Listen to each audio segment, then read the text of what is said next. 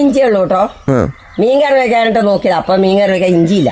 അപ്പൊ ഇനി കടയിൽ പോകണ്ടല്ലോ. അപ്പൊ നമ്മൾ നട്ട പറഞ്ഞ് പറിക്കാന്ന് ഓർത്താ വന്നു. പെയിന്റ് ബക്കറ്റില്ല. ഇതേ മണ്ണ് ഇതിനകത്ത് ഇരുന്ന കേട്ടോ. ഞാൻ കൊണ്ടുവന്നല്ലാട്ടോ, ഇതിനകത്ത് ഇഞ്ചിയൊന്നും ഇല്ല. ബേലസേ ഇതൊന്നും ഒരു കറിക്കുള്ളതുണ്ടല്ലോ. ഒരു കറിക്കുണ്ട്. മണ്ണിനുണ്ട്, മീൻ പിടിക്കാൻ പോകുന്നു. ഇത് നോക്കട്ടെ കേട്ടോ. ഇത് മറ്റേ വേസ്റ്റ് മുന്തിരി വന്നെ പെട്ടി. അതിനകത്ത്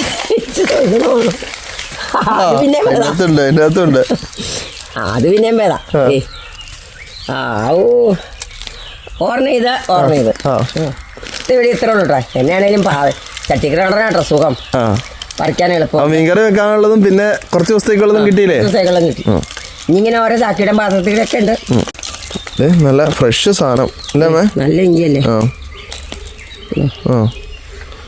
രാസവളം മാത്രം, രാസവളം ഒന്നും ഇല്ലാട്ടോ. ജൈവവളം പറഞ്ഞു മാറിപ്പോയി.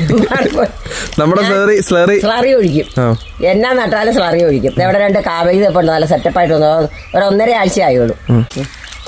അപ്പൊ ഓക്കെ, ഇന്നത്തെ വീഡിയോ ഇത്ര ഉള്ളൂ കേട്ടോ.